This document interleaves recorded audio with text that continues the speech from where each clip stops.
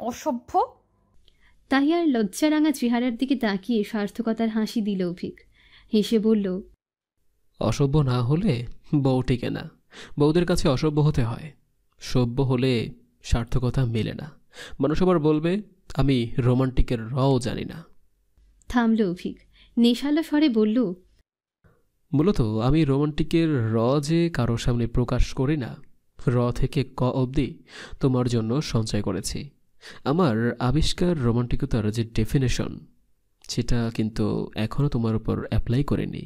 করলে তখন কি উপাধি দিবে হিয়ারানি? ভাবনা চিন্তা শুরু করো, সময় বোধহয় বেশি নেই। অর্থবহ হেসে চোখ মারল অভিক। তাহিয়ার শ্বাস আটকে এলো।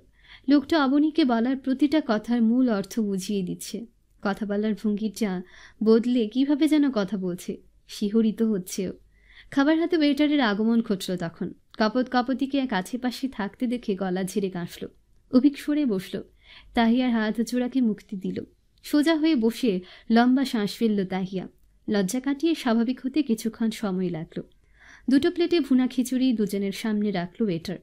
সাথে কালা ভুনা, চিকেন চপ, বেগুন ভাজা আর আচার ভর্তি বাটি রাখল টেবিলের মাঝামাঝিতে দিয়ে চলে গেল। ওয়েটার চলে যেতে অভিক চামচ হাতে দিল। সর্বপ্রথম তাহিয়ার প্লেটের চিকেন 1 চামচ, কালা ভুনা তুলে দিল। প্রিয়তমার দিকে এক পলক তাকিয়ে চিকেন চপের দিকে নজর দিল।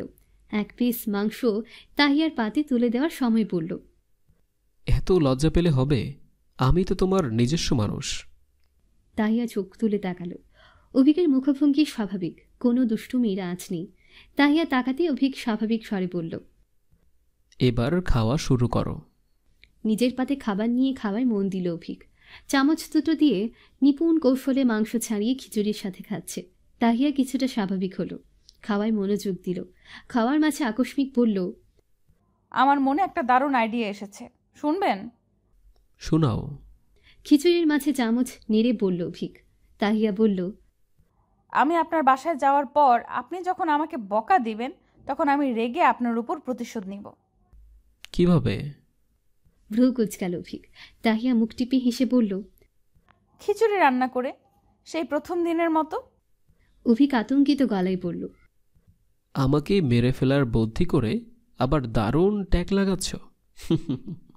শত্রু ভাবো আমায়? কেউ আমাকে বকলে তখন তাকে আমি শত্রু ভাবি। চূড়ান্ত সিদ্ধান্ত, আপনি বকলে আমি খিচুড়ি রান্না করব। এবার বকা না বকা আপনার ব্যক্তিগত ব্যাপার। ঠোঁট চেপে হেসে বলল তাহিয়া। অভিক করুণ চোখে তাকালো, তারপর বলল, তুমি মেয়েটা আসলেই ফাজিল হিয়া।